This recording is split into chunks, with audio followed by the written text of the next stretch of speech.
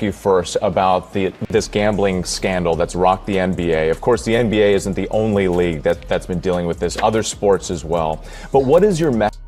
Yeah, I hear him throw that in there. Other sports. Now, look at Adam Silver's face. He don't look like a happy man that want to talk about. Watch Adam Silver's reaction closely. That isn't the face of a commissioner who feels in control. It's the look of someone who knows this issue won't disappear quietly. What began as one player leaking gambling-related information has now spiraled into something much more serious. The FBI investigation many assumed was buried has resurfaced. And this time, the spotlight isn't just on individuals. The WNBA itself is now uncomfortably close to the center of it all. Situation, because the NBA did their own investigation and they swept all of this under the rug, which caused an investigation into the NBA. Well, the NBA released another statement a little bit after that, came out that he had to go meet with Capitol Hill, that they was doing a new investigation into the NBA, pretty much, and the WNBA. We haven't heard nothing come out from that investigation, y'all, and it's been about 3-4 months. October 2024 marked a moment the NBA hoped no one would notice. Adam Silver appeared before Congress to address concerns about gambling, corruption, and the credibility of professional basketball. There was no live broadcast, no leaked footage, no public record for fans to dissect. When transparency benefits a league, cameras are everywhere. When damage control is the priority, silence takes over. What happened behind those doors was far more revealing. Federal investigators reportedly confronted the NBA with evidence showing league officials were aware of Terry Rozier's questionable gambling activity years earlier, dating back to 2019 or 2020. Instead of alerting authorities, the league allegedly handled it internally, identified serious concerns, and chose to move forward as if nothing had happened. That decision has now come back to haunt them. Silver's testimony wasn't about a single player. It was about systemic failure. And the fallout may not stop with the NBA.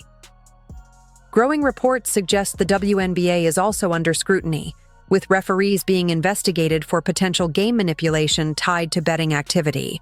To fans who may be worried about the game's integrity right now. My message is the integrity is absolutely solid. So the scandal, as you called it, is an incident from 2.5 years ago involving one player who allegedly tipped other accomplices that he was going to be coming out of a game early because he was injured. But so that's, to me, an isolated incident so far. Having said that, we take it absolutely seriously.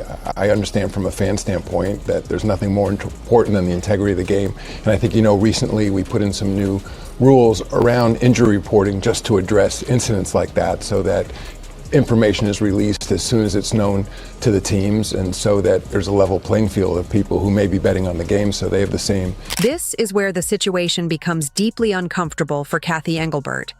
She has repeatedly insisted that WNBA referees do not alter games and that a thorough internal review system exists to ensure officiating integrity.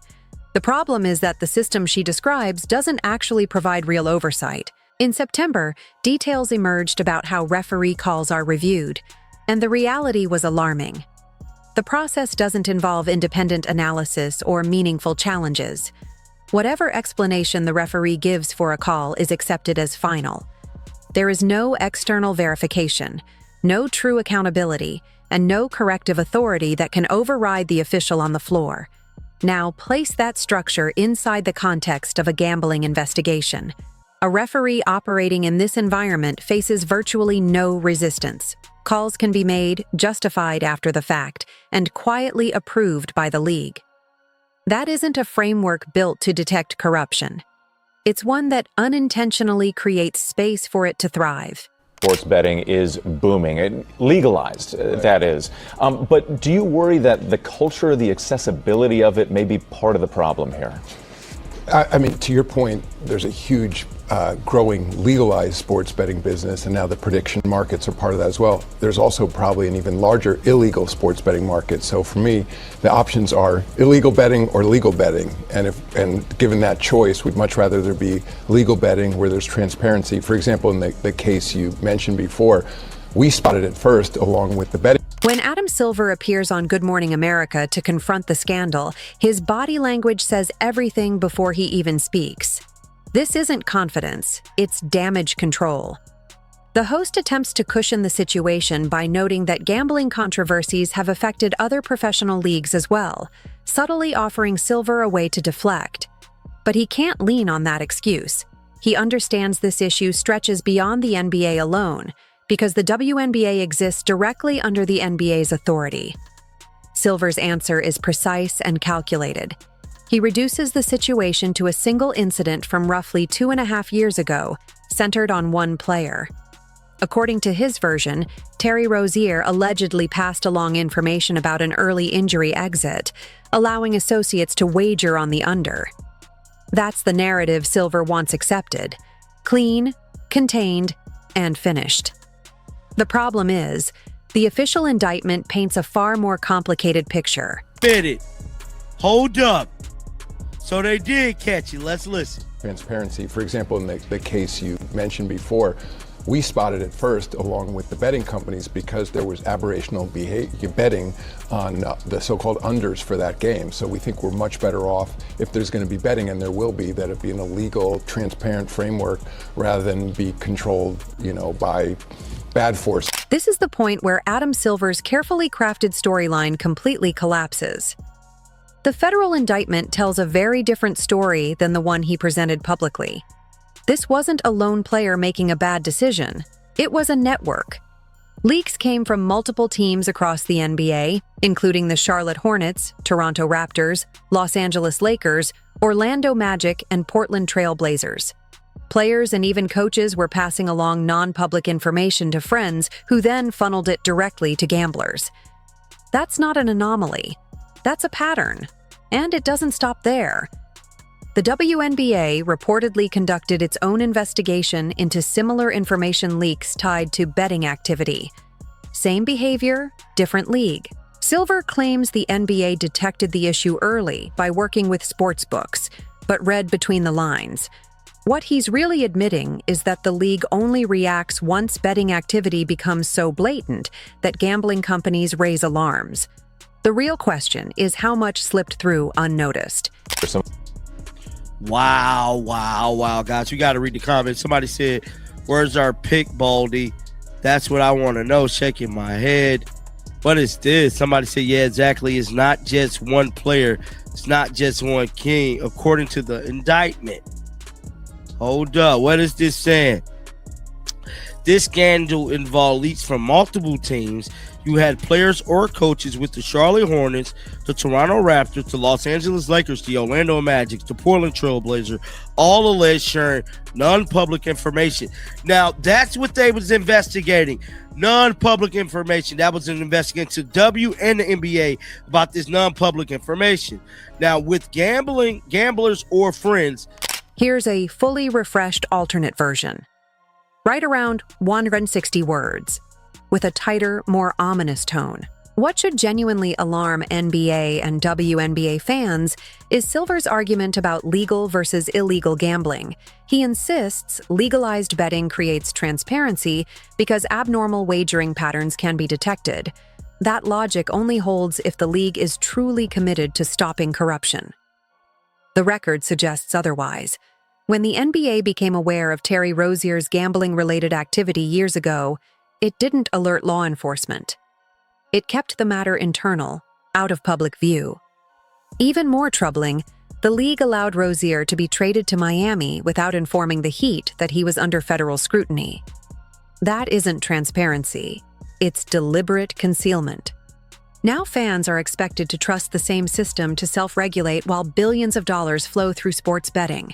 The NBA has lucrative partnerships with DraftKings, FanDuel, and other betting platforms. The WNBA is adopting the same model. Every wager placed generates revenue for the leagues themselves. That creates an enormous conflict of interest.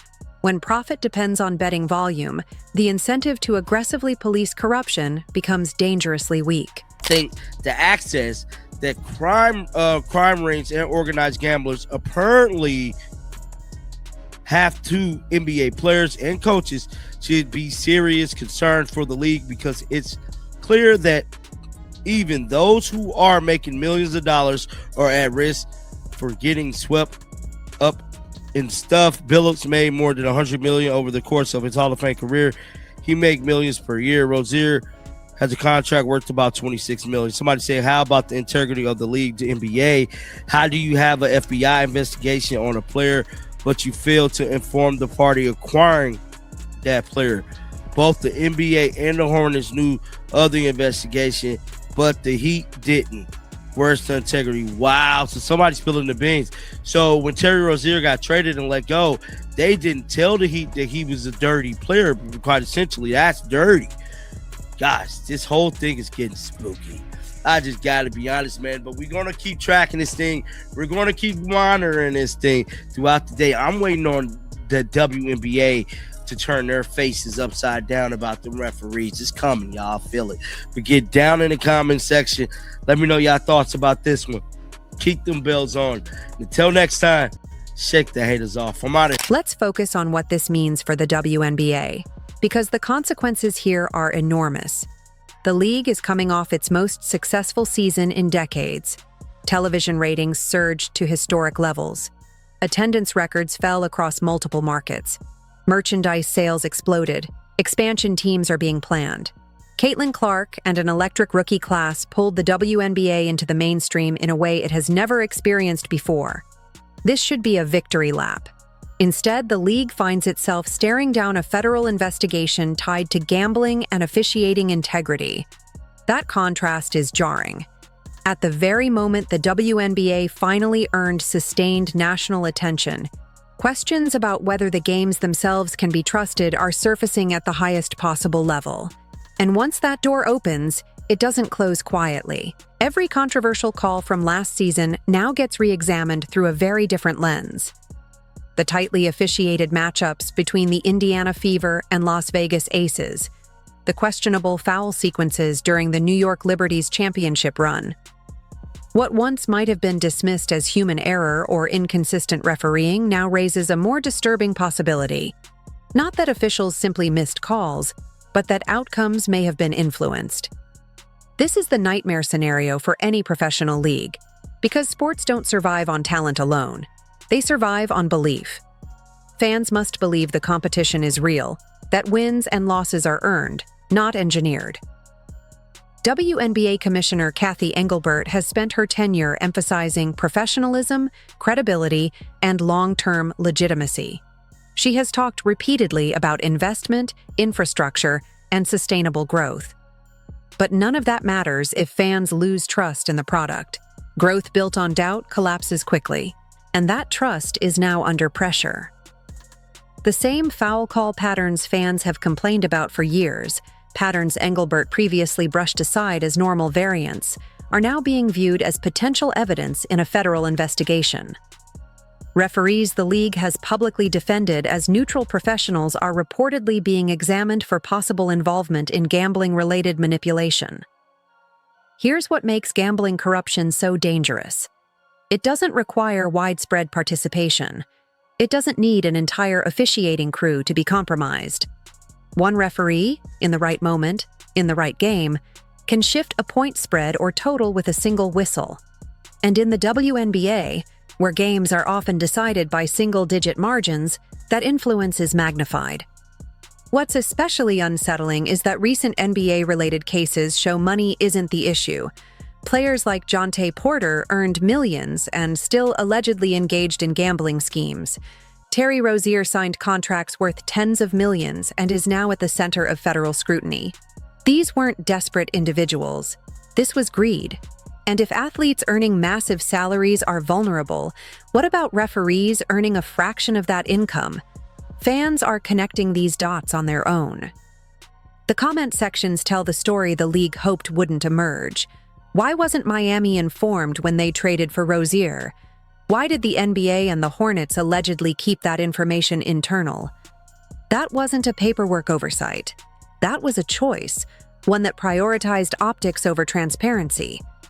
And now, the same leadership structure is expected to convince fans that the WNBA will be handled differently, that officiating issues will be addressed openly, that accountability will suddenly become a priority.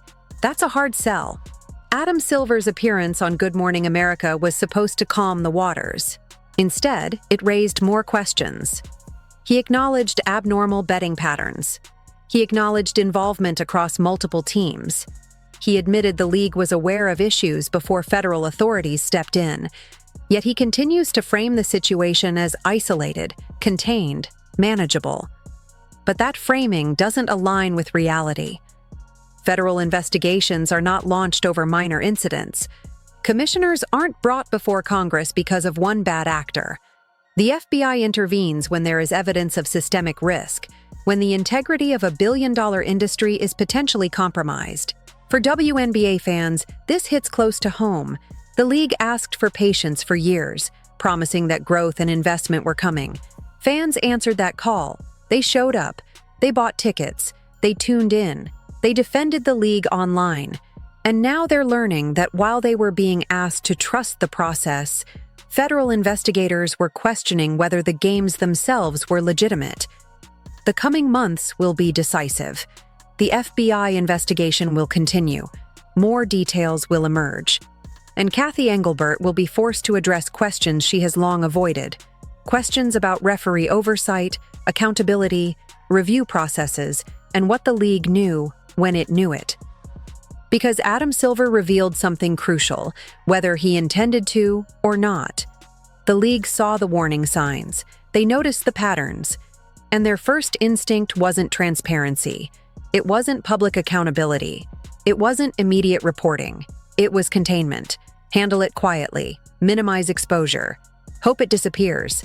It didn't. The FBI noticed. Congress noticed. And now fans are noticing too. The question is no longer whether there's a problem. The question is how deep it goes, how long it's been happening, and whether anyone in leadership is willing to genuinely confront it, or if they'll default to what institutions always do under pressure: manage the optics, control the narrative, and wait for the next news cycle to distract everyone. So here's the real question fans have to ask themselves. Do you still trust what you're watching? After federal investigations, after admissions that the league knew about issues and stayed quiet, can you watch a controversial call in a playoff game and confidently chalk it up to human error? Or will you, like millions of others, start wondering whether something else is at play? That's the crossroads the WNBA is standing at right now. This could be the moment everything gets exposed, corrected, and rebuilt with real accountability. Or it could be the moment where credibility takes a hit the league may not fully recover from. This isn't about being salty. It isn't about losing teams or bad beats. It's about integrity. And for the first time, federal investigators are asking the same questions fans have been asking for years. Maybe this time, we finally get answers.